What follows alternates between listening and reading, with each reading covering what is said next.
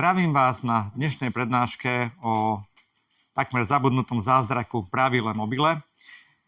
Moje meno je Robert Cegl, som z Nových Zámkov. Pravilo je starobilé naozaj, že metóda, nielen cvičebný nástroj, ale aj metóda. Traduje sa, že ho používali kozáci, bojovníci pred bojom, to znamená rozhýbanie, uvoľnenie, ale aj po boji regenerácia, zase nejaká oprava toho tela, lebo ten boj to je jeden z najnáročnejších fyzických výkonov, však ide tam o život a o všetko, takže tam aj ten stres je adekvátny, aj pohyb, aj sila, aj všetko. Takže to však neznamená, že ho používali len v rámci spojení s bojom.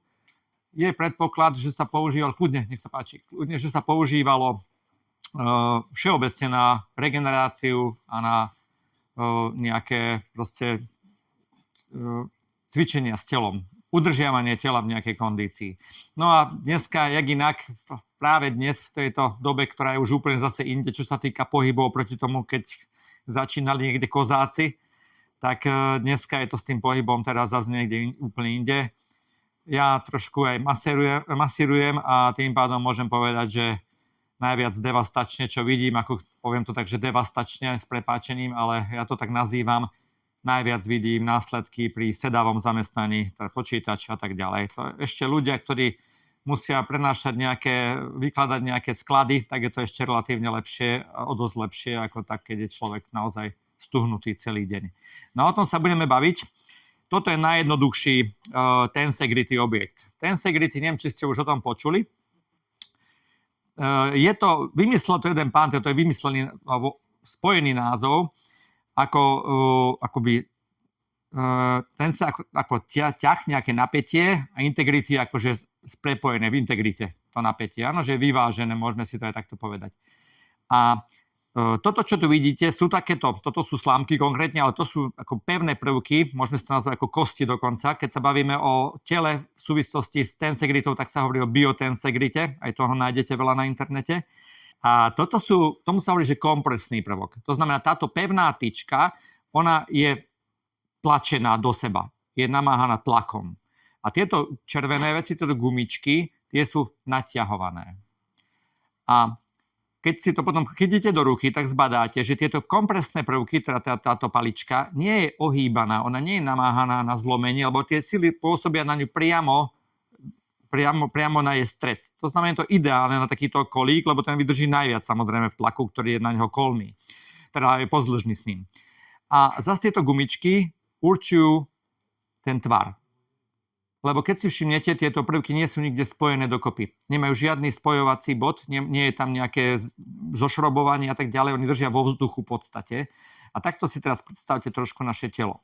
Predstava totiž, a chvála Bohu z nej upúšťajú už aj teda vedci, predstava nášho tela, že to je nejaký klb, na ktorý ťaháme nejakým svalom a v tom klbe to teda ohýbame, ak niečo ako pánt na dverách.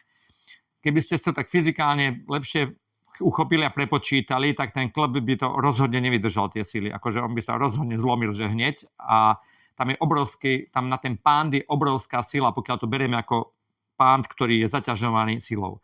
Ale keď lepšie si naštudujete ľudské telo, tak okolo toho klbu sú proste šlachy, fascia a takéto rôzne útvary v ľudskom tele, ktoré držia vlastne tie kosti a tie klby a všetko v nejakom pnutí a v nejakom stabilnom tvare. Toto je ešte jeden príklad. Tuto nie sú gumičky, tu sú špagáty. Oni sú už trošku po tých prezentáciách povolené, ale tu vidíte, že keď sa to napne, tak s týmto objektom nepohnete. Pohnete s ním trochu, lebo je to povolené, ale keby som to naozaj našponoval, dal by som tam oceľové lánka, tak s týmto objektom nepohnete, aj keď nie sú žiadne z tých paličiek pospájené fyzicky dokopy. Nemajú žiadny kontakt tie paličky. Takže kľudne, to je taký zase príklad. Trošku je to už také vypoužívané. No a teraz poďme pracovať s našim telom práve na takomto princípe. Má to ale pár následkov, z ktorých si treba uvedomiť a človek potom hneď trošku má taký aha moment. Pokiaľ v tom objekte, keď ho stláčate, niekde zmeníte napnutie jednej gumičky, môžete si ju tak pritiahnuť, tak zistíte, že celý objekt sa pohne. Niekde síce iba o 0,5 mm, o milimetre, nejak to veľmi nevidíte, ale všade sa zmenia sily. Každej jednej gumičke vám garantujem, že sa zmenia sily. No prečo by to telo malo fungovať inak? To znamená, pokiaľ vznikne nejaké stiahnutie šlachy alebo svalu alebo fascie, tak sa to prejaví na celom tele až špičke na nohe. Môžete povedať, že to je zanedbateľné. Áno, môžem povedať, že z hľadiska merania, tak by to bolo nejaké zanedbateľné. Nech sa páči, poďte kľudne dnu. Nech sa páči. Prednáškou pravilo mobilo. Bčko, kľudne, poďte. Ešte sa tam dá vojsť. Takže, keď si to tak predstavíte, že sa to zmení, tak to má nejaké ale následky tým pádom. Lebo veľakrát riešime také problémy, že ťahá ma tu niečo, ťahá ma niečo na krku, v krížoch a tak ďalej. Keby som išiel na začiatok toho problému, nie už keď to človek má tak 5 rokov a potom už všade nájdem niečo, ale keby sme začali s tým, že teda tu je niečo, ma ťahá. Poviem vám, že vo väčšine prípadov, nemyslím teraz nejaký úraz, že ste padli na lyžiach, ale bežne z pohybových zvyklostí, ten problém bude inde, ako vás to ťahá. Prečo? Lebo povedzme, tu sa mi z nejakého dôvodu preťažovania stiahne šlacha, alebo stiahne sa mi tu vlastne sval. A čo sa stane? Ja keď sa budem chcieť takto pohnúť a toto sa nepohne do tej miery, ako by sa malo, tak čo sa bude musieť viac pohnúť? Táto oblasť. Áno, konkrétne pri tomto úklone. To znamená, táto nebude síce stiahnutá, tá nie je zablokovaná táto časť, ale bude to musieť dokompenzovať. Takže ono sa bude musieť natiahnuť dvakrát viac ako v prípade, že by pracovala nám aj napríklad trapez správne, ako má. Takže veľakrát, ono to aj terapeuti majú takú najobľúbenejšiu vetu, že problém nie je tam, kde je bolesť. Vo veľa prípadoch. No a to priamo súvisí s tým modelom toho biotensegrity. Takže trošku som vás chcel naladiť o uvažovaní o tele, aby ste takto uvažovali. A teraz sa už môžeme krásne preniesť na to pravilo, aby sme to pochopili. Predstavte si, že sme celý taká sieť. Ešte som spomenul slovo fascia. Viete, čo je to fascia? Počuli ste to už? Výborne. Ono už teraz je to také moderné, ale poviem vám, že pred 10 rokmi by ste toho veľa o fascii alebo 15 nepočuli. Dokonca aj fyzioterapeuti hovoria, že tak 20 rokov to bolo také, že sa to začalo hýbať u nich, v ich profesii, myslím teraz, nie u laickej verejnosti. Tá fascia, hovorí sa jedna fascia, je to akoby jeden orgán ako koža, tak aj fascia je akoby jedna, aj keď je cez celé telo. Neviem, koľko je kilometrov, lebo neviem, ako by sme to rátali, tie prepoje všetky, ktoré sú tam, boli by to stovky kilometrov určite, ale neviem to zrátať. Sú to vlastne také kolagénové, hlavne kolagénové vlákna, ktoré sú poprepájané. Ono sa veľakrát dajú ľahko roztrhnúť ako jedno vlákno, ale je ich tam naozaj že veľmi veľa. Takže skúste veľmi veľa jemných vlákien roztrhnúť, keď pôsobia spoločne. No a ich hlavná vlastnosť, a čo potrebujú mať, je voda. Potrebujú sa klzať. Keď sa neklžú, tak môžete si tipnúť, čo spravia. Dávam taký príklad, keď ste niekedy porcovali mäso, dúfam, že to nevadí niekomu, že hovorí o mäse. Takže keď ho rozkrojím a ja to mäso takto dám teraz dokopy, to, čo som rozkrojil, a skúsim to klzať, tak vám rozhodne to nepôjde. Takže sa zlepí sa to mäso. No a keď ste teda zoberali už nejaké takéto, porcovali niečo, tak viete, že tam sú také blany. A to je tá fascia. Jedna z foriem fascie sú tie blany. A tá blana je okolo každej žily, okolo každého orgánu, okolo každého svalu, dokonca okolo každého prameňa svalu je tá klzká membrána. To znamená, že keď sa budete hýbať, tak všetko to bude medzi sebou šmíkať, bude to nachádzať ideálne ťahy, aby tie sily boli rozložené medzi tými všetkými vláknami. Ale dobrý deň. Prednáškou pravilo mobiloch. Pokiaľ hľadáte, tak poďte si sadnúť. No a čo sa stane? Predstavte si, že by som trošku sa to tu tak pekne klže, je to super. Teraz predstavte si, že tie pramene svalov, tak by sa tak trošku by sa tak vysušilo a trošku by sa tak zlepili tie dva pramene tých svalov. A teraz by som šiel toto robiť. Áno, rotujem napríklad. Takže tie vlákna musia jednoznačne sa klzať po sebe, lebo však rotáciou sa to nedá inak dosiahnuť, len klzaním. Čo sa stane, keď sa to tak trošku prilepí? Čo myslíte? Aký pocit budete mať? Stúhnutie, to je ešte také začiatok a potom, keď to neprejde a budete to... Áno, pálenie, bolesť, proste také rôzne, môžu byť rôzne stavy nastať. A teraz sa vás opýtam, čo je ideálne na zlepenie fascie? Teda že fascia stúhne a zlepia sa nám tieto vrstvy. Čo je podľa vás taký super spôsob, keď chcete byť zlepení? To je výborný spôsob na to. To je hneď, povedal som, že to je hneď druhý. Ešte máme lepší spôsob. Vhodné masírovanie nám to dokáže tam dostať tekutiny a rozhýbať to.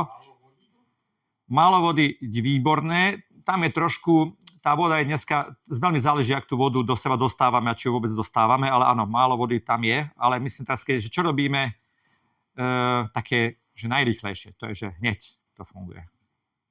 Okamžite. Málo vody, to je postupný proces, ale čo vás tak dostane do toho pekného stuhnutia fascií okamžite? Stres. Fantázia. Stres je super, keď chcete, stačí pokračovať ďalej. Poviem to takto, o tom strese sa dneska veľa hovorí. Stres ako taký nie je zlá vec, to je funkčná vec, to naozaj potrebujeme to, je to akcia, ktorá naozaj sympatikus sa zapája, je to super, funguje na tom veľa princípov. Problém je, keď nepoužijeme stres a potom ho takto neodložíme celý hneď, ak už doslúžil. Vtedy nastáva problém a vtedy sa stáva to, že tá fascia krásne sa vysušuje a zlepujú sa nám vrstvy. Takže keď sa zlepí, tak je problém a ťažko s tým niečo urobíme.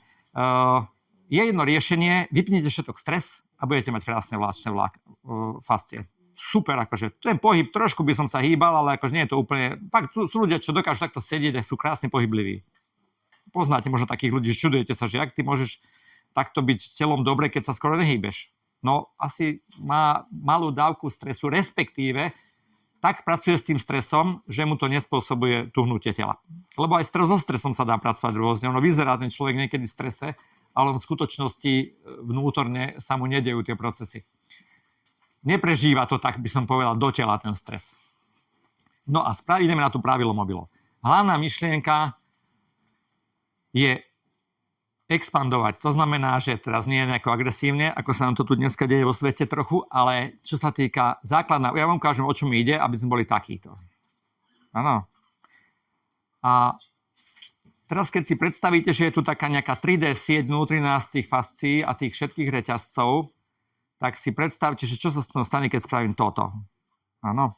Keď tam je aj nejaký malý zlepenec a ja urobím toto, tak mu dám relatívne dobrú šancu, aby sa natiahla tá sieť a začala sa dostávať do toho svojho základného tvaru. Lebo toto je jej vystretý základný tvar. Predstavte si to ako rybárskú sieť. Keď rybár ide opravovať sieť, tak si ju prehodí, vyvesí si ju a ide ju rozpletať. A takýmto istým spôsobom pracujeme aj s pravidlom mobilo. Veľa ľudí sa ma pýta, no teraz ma tam idete naťahovať, alebo boja sa toho, je to naozaj, ťažko sa to dostáva medzi ľudí, lebo je to také odstrašujúce na prvý pohľad. To zavesenie, keď si ho aj vyskúšate, to zavesenie je naozaj veľmi relaxačné už v prvom momente a veľakrát vždy začíname od zeme. To znamená, ja vám naozaj si na tom pravile zdvihneme len končatiny do vzduchu a ležíme telom na zemi. Čo je úplne bezproblémový úkon pre, poviem, že všetkých okrem nejakých vážnych zranení akútnych. Takže začíname takto a už je ten pocit, veľa ľudí už pri tomto má taký uvoľňujúci pocit. A potom, samozrejme podľa toho, aká je tá miera, ako si to môžeme dovoliť, ideme s tým telom nad zem a tam nastáva ďalší fenomén.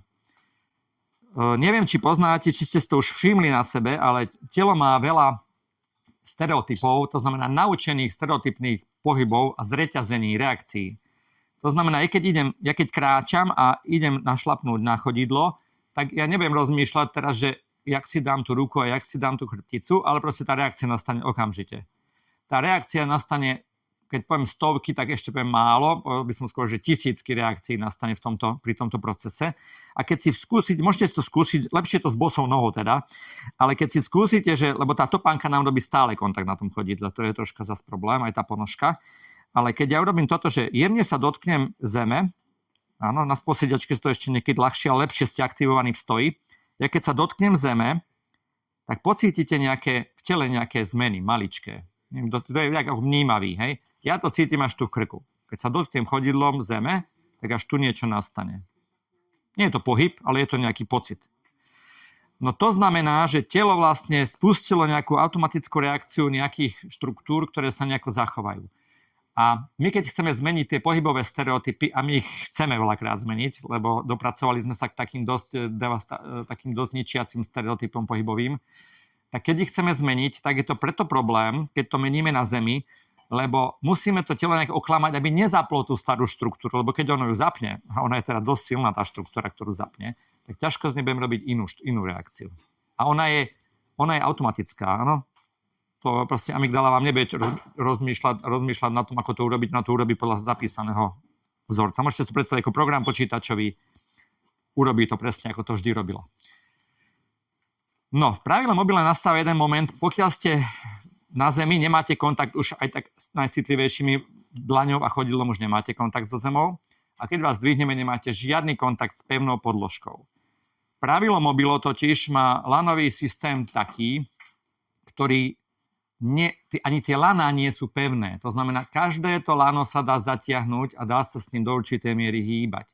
Nemáte tam oporný bod. Aby ste tomu rozumeli. Hrazda, aby sme sa trošku zbavili tej pevnej podložky zeme, hrazda je oporný bod pevný. Ona sa nepohne, keď je to upevnená hrazda. Kruhy sú oporný bod, ktorý má síce pohyblivosť v dvoch rovinách úplne, ale v tejto rovine kruhmi nepohnete, pokiaľ sú na pevnom lane. Áno, tak týmto smerom v y-ovej osi to nazvieme, nepohnete. Takže stále to je určitý druh pevného bodu. A telo zase je naučené sa nejak chovať aj v tom, ale keď nemá pevný bod, tak je to niečo ako voda, aj keď teda voda je trošku iná téma, ale tam sa telo musí spozornieť, čo ide urobiť. Nie je to, že automatika, že toto idem urobiť. Musí spozornieť a to chceme. Aby sme začali byť pozorní k svojmu telu. Opäť. Lebo poviem vám to, je jeden univerzálny, jednoduchý dôvod, prečo máme stuhnutosti, bolesti a tak ďalej, keď teraz vynechám ten stres. Lebo ten je ten spúšťač, ale dôvod je hlavný jeden. Strácame kontakt so svojím telom. Skrz stres najčastejšie. My strácame v ňom, že keď takto stojím a stojím takto, no mal by som to zbadať po 10 sekundách, hej, ideálne, to už by bolo super. Ale stojím takto dlho a ja necítim, nie je to dobré. Hej, ja to necítim, ja tam budem takto stáť. Keby ste ten vnem mali, tak urobíte to, aj ja to urobím, aj ja sa dostanem do tej pozície, ale oveľa skôr spiem, že toto je lepšie. Takže toto pravilo veľmi zintenzívne u ľudí. Vidím to a vtedy sa hýbu veci. Už len toto stačí, že začnete vnímať, ako sa cítite vo svojom tele. Len viete, ako to je. Ja som bol v IT odbore 20 rokov, takže sedím, niečo je na monitore, problém je na monitore a už idem, hej? A takto prejde 8 hodín bez problémov. Vy keď s tým začnete pracovať, jednak ani to neodporúčam, ani sa to podľa mňa nedá, že by ste z tohto sa zbavili.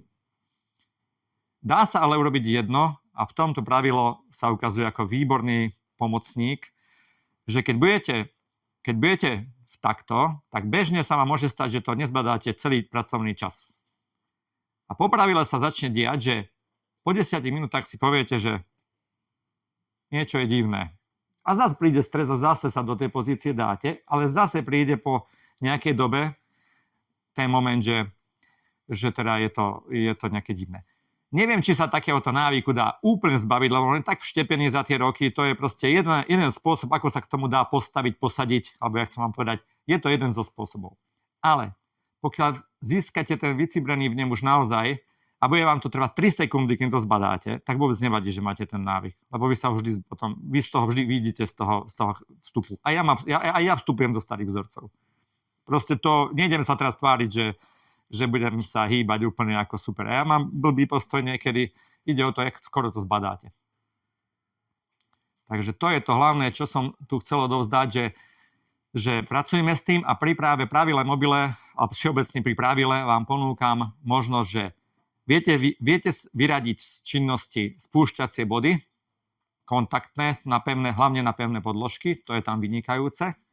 Viete pracovať v otvorení, v expanzii a viete vynikajúco, veľmi jednoducho, keď to budete skúšať, zistíte, že veľmi jednoducho viete polohovať telo a viete veľmi jednoducho si ho natáčať A jedna vlastnosť, ktorá je tu vynikajúca, je veľmi intuitívne pravilo mobilo. Sú dneska rôzne systémy, nebudem menovať, lebo potom to niekto pozerať a bude hovoriť niečo. Sú rozvinuté, dneska sa ponúka všelijaké cvičebné metódy. Ja som skúsil veľa z nich, nič intuitívnejšie nepoznám. Sú metódy, ktoré, dobre, spomením jeden, Pilates. Pilates som robil, keď som mal problémy ako ITčka s krížami, veľmi mi pomohol, ale chodil som na face to face, to znamená, mal som ortopéda, jedného človeka, ktorý sa mi venoval, chodil som 2-krát za týždeň a my sme začínali, že ležal som prvých 5, neboli lacné tie ležania, ale 5 skrát som iba ležal, učil som sa zdvihnúť hlavu, tak som začínal s Pilatesom. Fantázia, ale musíte mať naozaj perfektné vedenie. Nezačínal by som hromadným Pilatesom, ja osobne nie. No, a to bola vynikajúca skúška, len naozaj to chcelo fakt perfektný prístup, perfektné nastavovanie a dá sa to. Potom sú ešte iné SM systém a tak ďalej. Mne sedel najviac Pilates. Pravilo pre mňa je 100-krát intuitívnejšie. Nevrajím, že sa nám dá spraviť všetko. Ja hovorím, že treba to kombinovať. Pilates je napríklad výborná kombinácia k pravilu za mňa. Lebo ja to mám odskúšané, tak ja môžem povedať, že áno. Ale pravilo mobilo je veľmi intuitívne. Záleží, čo idem riešiť a čo idem cvičiť. Na pravile mobile sa totiž dá cvičiť silovo. To by som odporúčal tak možno, že raz za týždeň a keď to naozaj niekto na to myslí vážne s tou silou, tak potom aj viackrát, ale pre bežného smrteľníka na začiatok vôbec nie, alebo raz. A také, že idem sa ponaťahovať, tak možno aj každý deň. Tá miera je veľmi rozdielna. Tam ja nemám pravilo koncipované tak, že toto je zostava na pravile A, B, C a tuto budeme cvičiť. Ja by som povedal, že tam je 1 až 8 miliard zostav, lebo naozaj každý tam robí niečo úplne iné na tom pravile. Je to veľmi intuitívne. Takže odporúčam pravidelnosť. Chodia ku mne klienti najčastejšie raz za týždeň, je také najčastejšie. Mám aj 2-krát za týždeň a mám takých, čo prídu raz za mesiac. A poviem vám tu jeden teraz fenomén, ktorý som odpozoroval. Príde človek na pravilo mobilo a niekde sa dostaneme, skúsime nejaké rotácie, už tuto sme sa trošku rozhýbali, super. A teraz nemá čas a príde povedzme o mesiac až o 2. Zaujímavé je, že my vieme pokračovať tam, kde sme skončili. Ako by to nebolo len to, že niečo sme si zacvičili, ale ako by telo si nejaký moment, že takto by som to mohol robiť lepšie. A to si už zapamätá.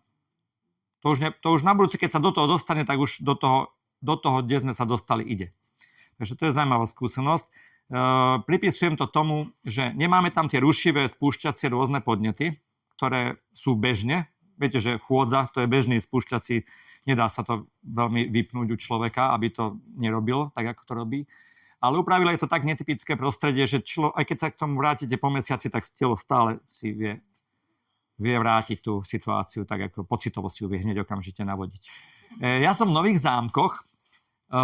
Keď si pozrite stránku pravilomobilo.com, tak sú tam už 10 miest na Slovensku, Čechách, kde teda pravilo mobilo je. Nie všetci ponúkajú, ale teda cvičenie, ale spomeniem aspoň Gabiku Chamulovú, profesionálnu fyzioterapeutku s 36-ročnou praxou, si myslím, že je správne.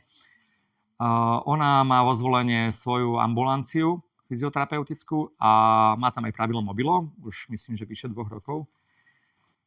A posielam tam inak aj ľudí. Veľakrát, teda niekedy tam posielam ľudí, ktorí sú takí, že toto radšej nechám úplne odborníkovi, fyzioterapeutovi, takže chodia aj k nej. Nájdete na stránke, ju nájdete aj priamo Fyzioživa. Má už aj stránku konečne, teraz práve tento týždeň spustila fyzioživa.sk. Takže nájdete ju, máme tu aj Daniela, aj ten vám rád pomôže. A nájdete všetko na tej mapke, ktorá je tam na tej stránke. Ja som priamo aj konštruktorom pravilo mobilo, vyrábam ho, preto sa to volá mobilo, lebo je to verzia, ktorá je veľmi mobilná, dá sa zložiť do 20 minút holými rukami, takže keď si tu položím teraz a budete tu sedieť, tak za 20 minút na nej môžeme začať cvičiť. Rozobrať sa dá ešte rýchlejšie, je prenosná, má okolo 75 kg, záleží, čo všetko tam máme naložené. Majú to, zatiaľ najčastejšie používajú maséri, a teda aj fyzioterapeut. a snažíme sa to dostať medzi športovcom. Tam sa mi to zatiaľ nepodarilo. Myslel som, že u športovcov začneme a nezačali sme u športovcov. Neviem si to celkom vysvetliť. Asi sú tam nejaké zabehané procesy, veľmi je tam toho veľa, tých podnetov, čo môžu športovci využívať. Pravidlo je výborné na, ja to povedám, že symetrizáciu, alebo na zosymetrizovanie tela. Z dvoch dôvodov. To samotné zavesenie je dosť symetrické, alebo teda úplne tie sily sa, pri štandardnom zavesení sa tie sily, neviem, čo počujete? Ja sa počujem, ale či ma vy počujete? Počujete ma aj vzadu inak? Keď ste zavesení, tak ten lanový systém, tých lanových systém je viac na tom pravile. Tu vidíte jeden, je ich naozaj viac, každý na niečo slúži. Nie je, že zlý, dobrý systém. Ale tento má takú vlastnosť, ktoré to rozkladá naozaj tie sily. Viete si tú oporu vypresúvať na tých končatinách, ale to zaťaženie ako keby je rozložené. A to už je symetrický prvok sám o sebe. A čo sa pri tom deje? To telo jednak pocíti veľakrát, že nie je tam symetria, čo je vynikajúca spätná väzba pre telo. Lebo veľakrát už v tej pasom zabehanom spôsobe vy necítite, že tam nie je symetria. Niekto chodí takto a myslí si, že rovno. A ja mám také veci. Ja si myslím, že som správne rovno vyvážený a stojím na pätách. Ano, stále s tým bojujem, ale už sa to začalo našťastie hýbať. Takže už prenášam na špičky trošku váhu. Problém je na začiatku ten, že vy keď máte pocit, že takto to je vyvážené, tak vy naozaj máte pocit, že je to rovnaké. A keď začnete robiť toto, že idem teda na stred, tak máte pocit, že viac stojím na tej pravej nohe. Ale nestojím, len tam bol ten senzor, inak to vyhodnocoval, tá senzomotorika bola proste iná. A preto tá pravidlo má výhodu, že jednak pocítite veľakrát v tom zavesení, že aha, veď na túto stranu mi to išlo inak ako na tú druhú. To je super. Jednak terapeut, alebo aj vy to môžete, že vidíte, jak na tom visíte, že ste naklonení na jednu stranu, tam to proste tú váhu neuklamete, tam keď je túto väčšie pnutie ako v tomto, tak proste budete takto visieť a hotovo. Môžete to síce dokorigovať, keď sa zbadáte, ale už ja to budem vidieť. Takže hneď máte tú spätnú väzbu. No a potom sa dostávame, čo som hovoril, že vypíname stiahnutia, lebo neviem, či sa vám to bude páčiť, alebo nie ľudia, ale ja vám to tak poviem úprimne, že tie stiahnutia si robíte vy sami a to je tu v hlave si ich robíte. Všetky. Keby ste mali schopnosť, že vypnem, tak by ste zrazu robili špagát a mohli by ste tu robiť, čo chcete. Dobre, nehovorím, sú nejaké, prehnal som to, že urobíte hneď špagát, tak niečo by sme tam s tým museli trošku porobiť, ale ten rozsah by bol oveľa väčší. Ešte jednu vec, čo som nepovedal, bez tej by som nerád, aby ste odišli. Pre mňa top, a preto sa čudujem, že v športe sa to ešte nechytilo, asi to zle propagujem. Regenerácia je za mňa na pravidlá ako pre zdravého človeka, bežné použitie pravidla, keby som povedal, že čo je najbežnejšie použitie pravidla, poviem, že regenerácia. Nie len ja, ale môj kamarát, čo si prvý kúpil pravidlo mobilo, Maser, Teo, my sme sa to veľa smiali, lebo my tak potvrdzujeme tieto veci, vyrúbával tuje v záhrade. Mal tam asi 25 tují takto na pozemku veľkých a sa rozhodol, že vyrúbem a vyklčujem. Takže mal na týždeň alebo na 2 týždne zábavu a išiel pekne po 2-3 tujách každý deň. No a viete asi, ako by človek vyzeral, keď teda takto pôjde s krompáčom a s pílou. No a on sa zavesil teda každý večer, sa relaxačne zavesil na tom pravile a hovorí mi, vieš čo, ja som to prešiel bez falovky, bez nejakého, že som zdevastovaný, že som nejaký zničený z toho a tak ďalej. A ja mám túto istú skúsenosť. Ja keď buď som to trošku fyzicky naozaj, že to telo preťažil, alebo ide na mňa, cítim, že na mňa niečo ide. Viete, ste taký nejaký nalomený. Tak mne to telo automaticky volá, že poď sem, tuto sa dneska zavesť troška. A za mňa to normálne, ja neviem, to nemôžem povedať, že zlepší regeneráciu, to je extrémne zrýchlenie regenerácie za mňa. Je k tomu veľa doplnkov. Výhody toho, kto do toho akože ide, tak má potom, je v komunite jednak také, kde vieme o tom komunikovať. Mali sme teraz sympózium, mali sme jarné sympózium prvé, kde sme si vymieniali tie skúsenosti. Takže to je výhoda. Potom ďalšie doplnky, keď sa vyrobia, tak sú pre nich zvýhodnené. A ešte je tam jedna výhoda, je kompatibilné spätne, takže keď ja vyrobím teraz nejaké nové veci, bude pasovať na tie pravidlá, ktoré boli roky predtým vyrábané. Je veľmi skladné. Ďakujem veľmi pekne za účasť, fantasticky ste ma prekvapili. Nečakal som takúto účasť. Ďakujem veľmi pekne, vážim si to. A dole samozrejme sme až do nedele k dispozícii.